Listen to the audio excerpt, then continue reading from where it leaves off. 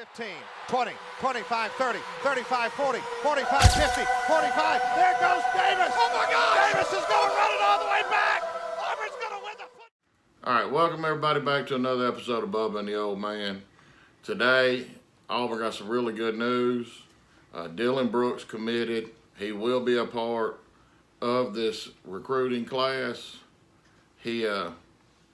Just him joining made it jump from 28 to number 20 in the recruiting rankings, which far exceeded my expectations for what I thought they could do this year as far as recruiting rankings went.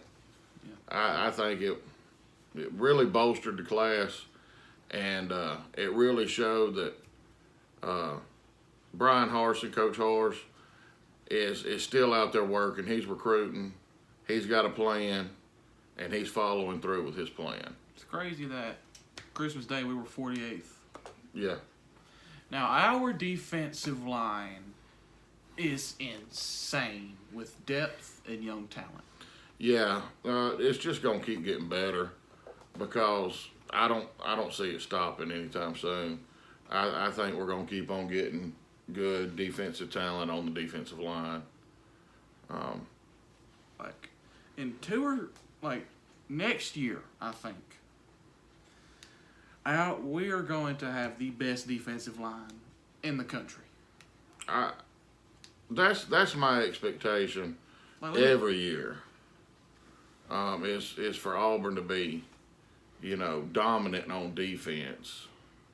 They got Jaron Handy, Kobe Wooden, Tyrone Truesdale, Derek Hall, Jay Hardy, Zykevious Walker.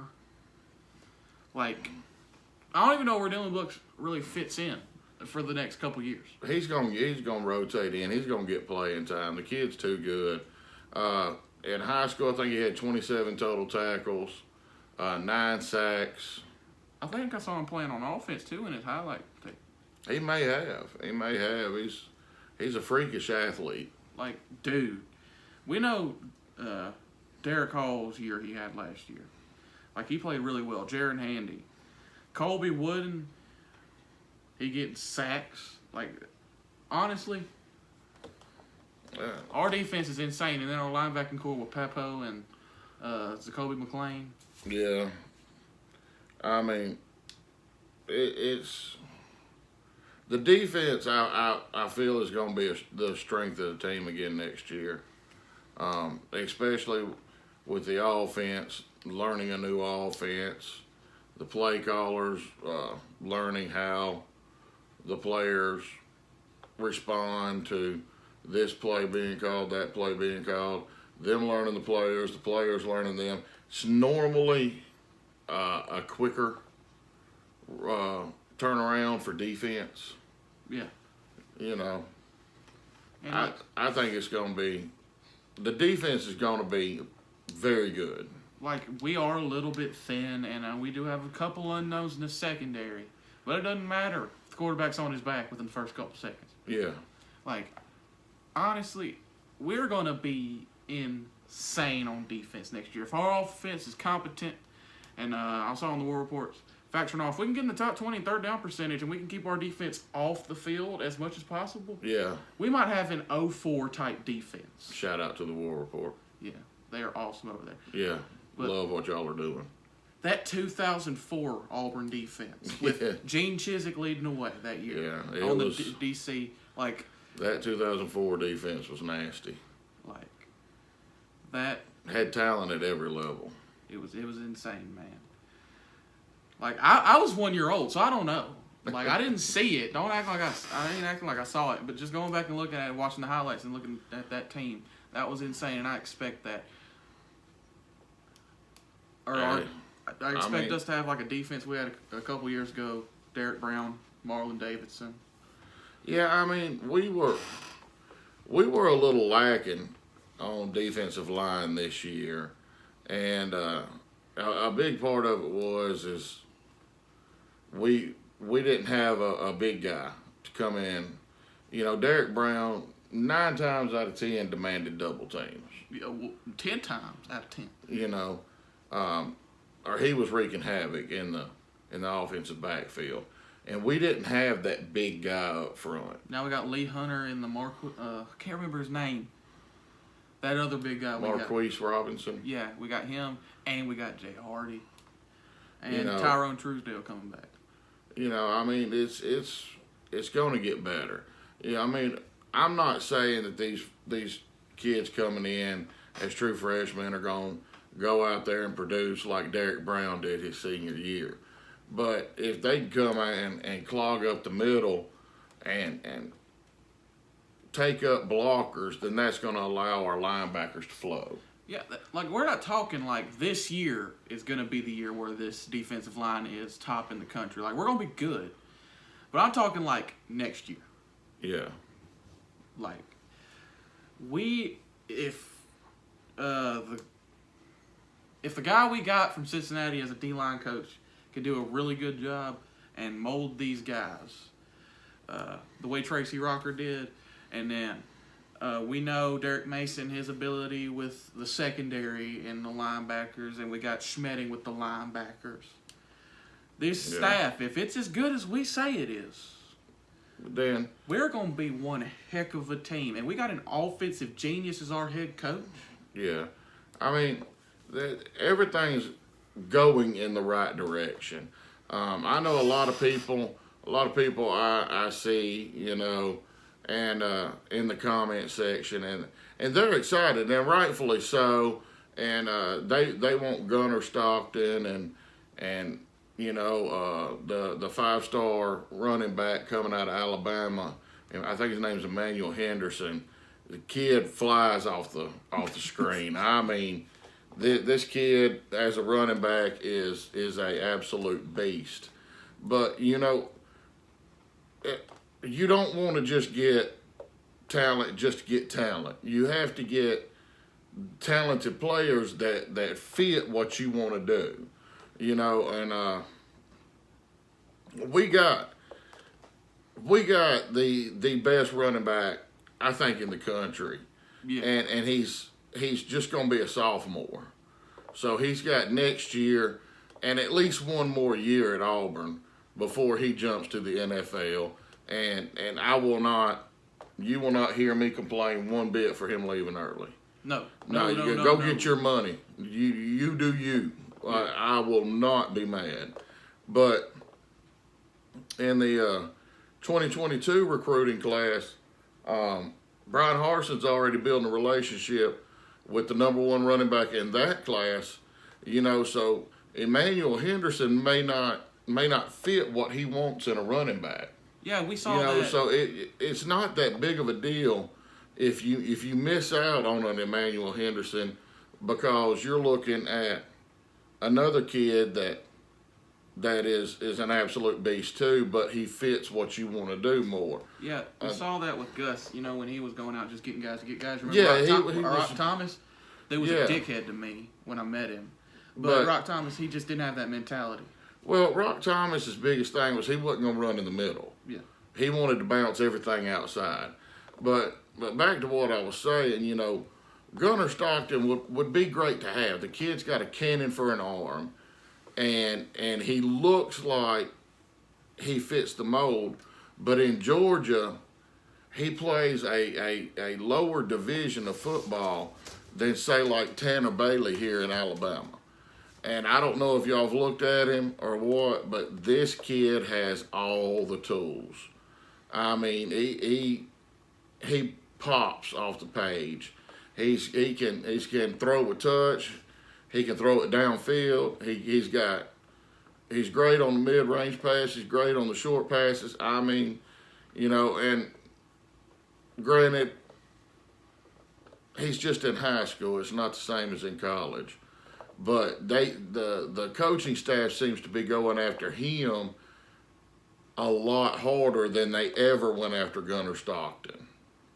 Now, look, I know what you mean by Gunnar, you know, lower level, but when I watched him, I don't care what level he played at, he had everything. But he was a Georgia boy. I don't blame him for going to Georgia. No, I'm not trying to take anything away from him, and I'm not trying to take anything away from his talents. But you know, it may have been they talked to him, and it was an attitude thing that they just didn't like. Possibly. You know, because from what I read, they were going after other quarterbacks harder, like Tanner Bailey, like the kid, the number 2 dual threat quarterback in Tennessee, who again is looking very good. He pushed his commitment date back again, so that's very good for Auburn. You know, he said in an interview that Auburn is very much in it with their new coaching staff. So, you know, they may have wanted him more. Yeah, I completely trust our staff. Like, I don't, like, you know, we didn't go get Gunner. You know, we did sign that Harold Gurnier who looked great. Yeah, he looks great on film, and he's gonna be a 4-star. That kid is gonna continue to climb up. Yeah, I really like him. Obviously, the guys we already got on the roster, Shalil Garnett, which I had to correct this like 3 times. Yeah, Garnett and Demetrius Davis. You know, and then we got Gurnier, whatever his name is. We got him coming in, and you always got to keep stacking up on quarterbacks. But it didn't hurt that bad to see him go. No, I never really thought we had a realistic shot at him. I put all my stock in him having a good relationship with Bobo. That was what was going to bring him to Auburn, because Auburn, you know, even though growing up in Georgia, you know about Auburn, right? Just like growing up in Alabama, you know about Georgia. But they were never really on his radar, especially not with Gus, because he didn't like Gus's system, or he didn't like Gus, or Gus didn't recruit him, or what have you. Anyhow, Auburn wasn't even in the picture. Yeah. But us getting Bobo put us in the picture and put us up there at the top. But, you know, that's no different than a kid going to Auburn High School. Well, you're right there in Auburn's backyard. You grow up dreaming of playing for Auburn. This kid grew up dreaming about playing for Georgia. You can't fault him for that. Yeah, but I mean, our boy Casey Dunaway in the comments, he keeps saying that we're gonna eventually get him. And I trust him because he told us about Dylan Brooks. Yeah, he's foreseen of a lot of stuff. I don't know if he's some insider or anything, but keep commenting. Yeah, no doubt. You make us look like a genius. We love you. You know, I mean, by all means, if that's your guy and you want him. No, I think he might know something. Like, you know, dude's smart. You know, I'm cool with it. Keep commenting. You know, the more you comment, the more I reply, the more we'll talk about it. Yeah. You know, I love getting in the comments and discussing with y'all, talking with y'all, bullshitting with y'all. Yeah. We had some hater come in our comments today. I don't give a damn. Hate on it. I don't care. Some dude with white hair came in like destroying us because we were talking crap about Bo. Called us pigs and stuff. I'm cool with it. Yeah, I'm fat. By the way, I like to eat. YouTube needs to stop deleting our comments. Like, every time somebody says a cuss word in our comment section, they take it away. It's not us. It's not us. That's the whole cancel culture thing. You can't offend nobody. We've got snowflakes running this thing. But I love the commitment of Dylan Brooks. Y'all probably forgot we were talking about Dylan Brooks. But I love us getting him. You know, I wish, I really do, I wish we could have just got him to start with. But I don't fault him if he had that bond with Jeremy Pruitt. I can't fault him for that. That bond or that cash he was going to go get? Well, call it what you want to. Man, that's one heck of a bond. I love money. Well, I mean, Which Jeremy Pruitt, he's ahead of the game, man. He was trying his best to get people to come to Tennessee, pulling out all the stops. Well, you know, and it showed. You know, you can't have top 10, top 15 recruiting classes and it all be on individual star power. They all got to work together, whether they're highly star rated or low star rated. But this recruiting class, Harsin came in, did his voodoo magic, moved us up 28 spots, and we're still going up. Yeah. It's looking great. This next year, it feels different. You know, one of the things I was thinking about earlier when I was working on your sister's car, and I saw where Dylan Brooks committed. I was thinking of him and the JUCO, the Northwestern transfer. What's his name? Iku Leota or something. Yeah, both of them, third down, Oh my God. rushing God. off the edge. That would be pretty badass right there. We are going to have one heck of a pass rush. Like, just off raw talent. Yeah, just And I saw Dylan Brooks highlights. This dude, magic with the hands. you got to have good hand work. Yeah. He wasn't just pushing people back into the backfield. This dude, like Kung Fu or something. But, man, our pass rush is set for at least 5 years. Hey, I mean, we're going in the right direction. Yeah. Harsin, Bobo, Mason. Derek Mason, Schmetting. they got us moving in the right direction, you know. And if there's one thing us Auburn fans do, regardless, is we believe blindly. Now we can see something. We believed in Gus for 8 years. No matter how many. I started every year. I'd go to work, talk trash about how we were going to beat up on everybody and win a national championship. Dude, I remember we were on the way home from Taco Bell, like beginning of the pandemic or something, or whenever we signed Chad Morris. Yeah, we were. You were telling me this dude's going to build our offense. Well, I said this dude will build our offense and we will be good if Gus will keep his hands off of it. Gus groped it. He did everything he could to mess it up. Like I don't know if it was Chad's fault or Gus's fault. It looked like Chad's fault in the ball game, but who knows? Who knows? They didn't even look like they were trying out there. Hey, they knew they were playing for lame duck coaches. I mean, Gus Malzahn molested Chad Morris's offense. All over it. But Like Biden sniffing on a girl. look, if you like the video, hit that like button. Go follow us on Twitter. Subscribe. All that stuff. We just hit 200. We're at 202. No, 205. 205 now. 205 now. Road to 300. Road to 300. Make it happen, fellas. Make it happen. War Damn Eagle. Keep commenting those video ideas. Because we're all out. Now.